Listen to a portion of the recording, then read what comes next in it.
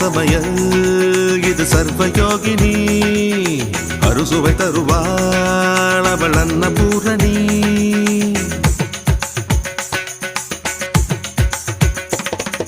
சரவண சமயல் இது சர்வயோகினி அறுசுவை தருவாள் அவள் அன்னபூரணி